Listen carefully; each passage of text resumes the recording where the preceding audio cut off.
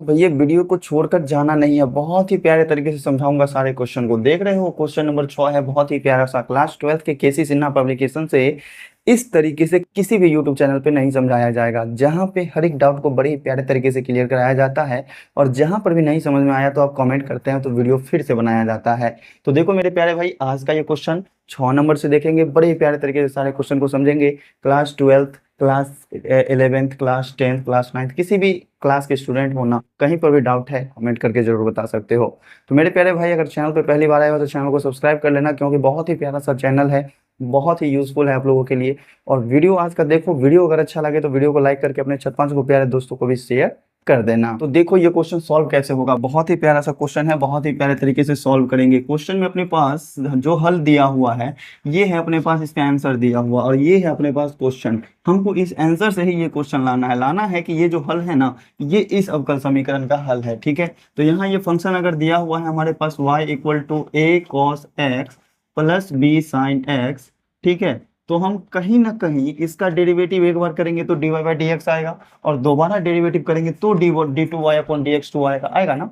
तो बस यही चीज हमें करना है। अगर हम x के सापेक्ष अवकलन करें तो dy बाई डी एक्स आएगा, x के सापेक्ष अवकलन करने पर, ठीक है, डेरिवेटिव करने पर, ठीक है। तो यहां से बन जाएगा dy अपॉन डी एक्स, और इक्वल टू कॉस का डेरिवेटिव माइनस साइन बनेगा तो माइनस ए साइन एक्स हो जाएगा, और साइन का डेरिवेटिव प्लस में कॉस बनता है तो ये प्लस का बी कॉस एक्स हो जाएगा। चूंकि बी कांस्टेंट है और ए कांस्टेंट है तो हमने बाहर लिया। D two y upon D x two लाना है तो फिर से डेरिवेटिव करना होगा, पुनः एक्स के सापेक्ष अवकलन, पुनः एक्स के सापेक्ष अवकलन, पुनः एक्स के सापेक्ष डेरिवेटिव। अब देखो प्यारा सा आंसर अपना यहीं से मैच कर जाएगा, दोबारा डेरिवेटिव किया मैच कर जाएगा। क्या बनेगा, d y by d x का डेरिवेटिव फिर से करेंगे एक्स के सापेक्ष तो d two y upon D x two बनेगा, इक्वल टू माइनस है तो माइनस एक को रहने दो, साइन का डेरिवेटिव बन जाएगा कॉस एक्स, ठीक है, बी कॉस एक्स का डेरिवेटिव माइनस साइन एक्स तो माइनस बी साइन एक्स हो जाएंगे। ठीक है, हमको लाना क्या था, D two y upon D x two ला चुके हैं, y नहीं है हमारे पास तो इस टर्म को हम y बनाएंगे, दोनों में से माइनस कॉमन ले लो तो देखो y बन जाएगा d two y upon D x two, equal to minus अगर कॉमन लिए तो बच गया a cos x और प्लस में b sin x। ठीक है, चलो अब ध्यान देना, यहाँ से ये पूरा का पूरा टर्म जो है ना, ये क्वेश्चन के ही बराबर है। देख लो a cos x plus b sin x, क्या इसकी जगह पर हम y नहीं लिख सकते, बिल्कुल लिख सकते हैं। तो हम लिख देंगे यहाँ पर y क्या है, ये d two y upon D x two, और इक्वल टू माइनस है तो माइनस रहने दो, ये है y तो y रहने दो। अगले स्टेप में बाएं साइड में ले आएंगे, आंसर मैच हो जाएगा, d two y upon D x two plus y, ये ना होगा, और इक्वल टू दाहिना साइड में क्या बचेगा, जीरो, का है कि इधर सब को उठा के तो ले गए उधर। तो यही रहा अपना आंसर, और इसी चीज को सत्यापित करना था, प्रूव करना था। उम्मीद करते हैं बहुत ही प्यारे तरीके से समझ में आया। पहला क्वेश्चन समझ में आ गया, वीडियो को लाइक कर दो क्योंकि आगे भी आने वाला है समझ में। तो देखो क्वेश्चन को देख करके घबराना बिल्कुल भी नहीं है, बहुत ही प्यारे तरीके से समझाएंगे क्वेश्चन। देखो बहुत ही प्यारा सा क्वेश्चन, अपने पास सॉल्यूशन लिखेंगे। सबसे पहले जो अपने पास हल दिया हुआ है उसको लिखेंगे।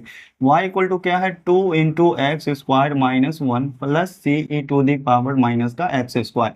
हम ये कर सकते हैं कि इसको सॉल्व कर सकते हैं थोड़ा सा, तो क्या बन जाएगा, y इक्वल टू 2 को एक्स स्क्वायर से गुना किया 2x स्क्वायर, 2 को माइनस वन से गुना किया -2, फिर यहाँ 2 का काम हो चुका प्लस, अब बाद में दिया हुआ सी ई का पावर माइनस का एक्स स्क्वायर।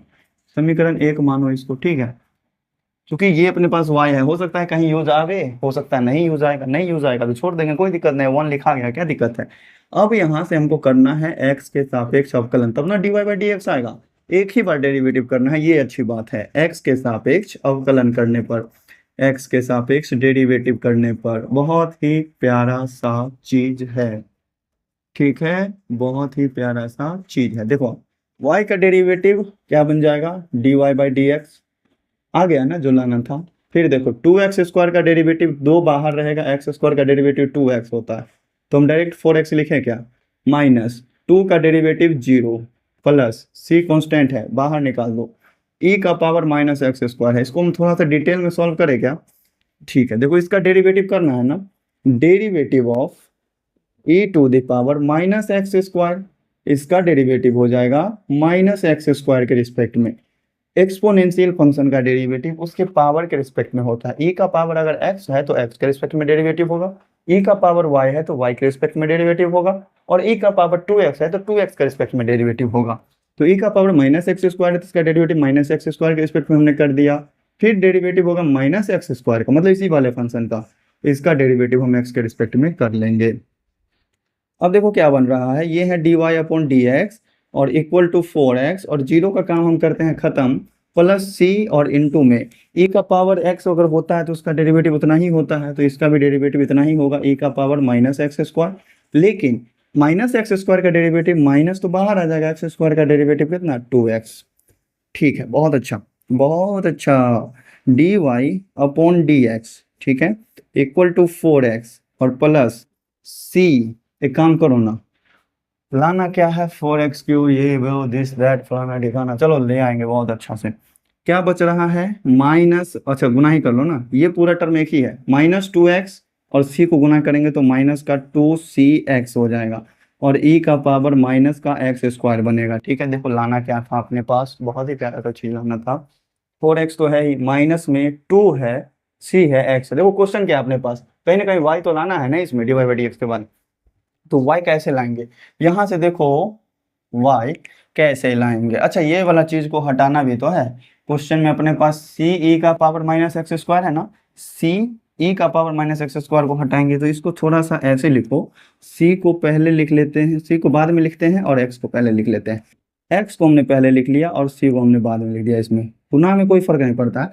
अब बच रहा है c e का पावर माइनस एक्स स्क्वायर, यहाँ से हम c के पावर माइनस एक्स स्क्वायर का वैल्यू नहीं निकाल सकते क्या, निकाल सकते हैं बिल्कुल। तो क्या होगा, c e का पावर माइनस एक्स स्क्वायर, इसका वैल्यू अगर निकालना है तो बाकी सब को उधर ले जाना पड़ेगा, तो बन जाएगा y माइनस में 2x स्क्वायर और प्लस में 2 चला जाएगा, ये वैल्यू निकल करके आएगा इससे, है ना। तो इस c e to the power minus x square की जगह पे हम ये चीज रख देते हैं, तो क्या बन जाएंगे ये dy upon D x equal to 4x minus इस 2x को गुना में ही रखना पड़ेगा, और c e to the power minus x square का वैल्यू हमने निकाला ना, y माइनस 2x स्क्वायर और फिर प्लस में 2।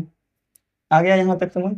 चलो अब इसके आगे देखते हैं, गुना करना है ना, इसको गुना करो, dy upon D x equal to 4x, 2x को y से गुना करेंगे तो माइनस का 2xy आ जाएगा, माइनस माइनस प्लस का हो जाएगा, 2 दूनी 4 और x क्यूब हो जाएगा, और 2x को 2 से गुना करेंगे तो माइनस में 4x हो जाएगा ना, माइनस में 4x, यहाँ प्लस है यहाँ माइनस है, प्लस का 4x माइनस का 4x का टेस्ट। ठीक है, अब देखो इसके बाद बचा के अपने पास, इसमें जो है ना एक्स वाई वाला टर्म को उधर ले गया गया है, तो ले आओ dy अपॉन डी एक्स, ठीक है, 2xy इधर माइनस में, इसको प्लस मिलाने के लिए हम लोग इधर ले आएंगे 2xy, ठीक है, और 4x क्यूब को दाहिने साइड में ही छोड़े हुआ तो उधर छोड़ दो, बराबर 4x क्यूब। यही तो रहा अपना प्यारा सा आंसर, ये हो चुका प्रूव्ड।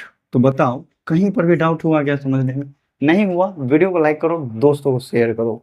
चलो बढ़ते हैं इसके आगे, ये भी क्वेश्चन गजब का, बहुत ही प्यारा सा। देखो क्वेश्चन में है, दिखाएं कि y equal to e to the power minus x plus a x plus b. बहुत ही गंदा तरीके से क्वेश्चन सॉल्व करेंगे, देखो बहुत ही प्यारा सा क्वेश्चन है। सॉल्यूशन लिखो और जो भी अपने पास दिया हुआ है हल उसको लिखो।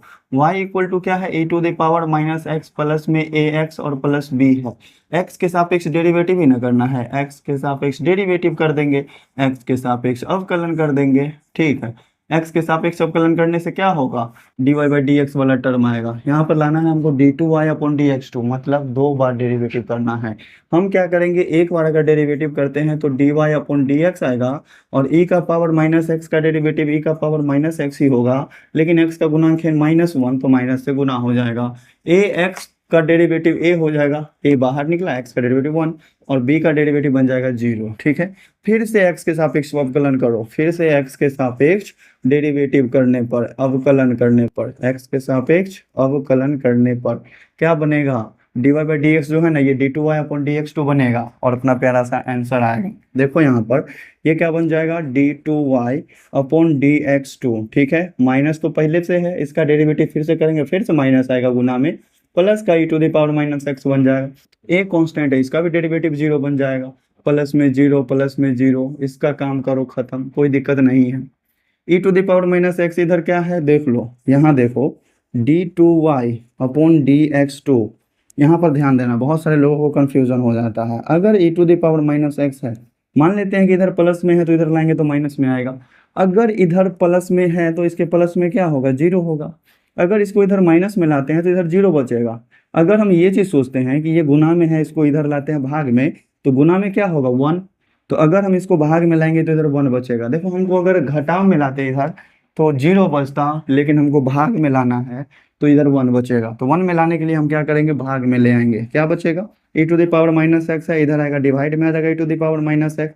और क्या है, d two y upon D x two बराबर वन। अब कहिएगा कि भाग में ही क्यों ले गए, तो डिवाइड में ले जाएंगे तभी तो एक साइड वन बचेगा ना।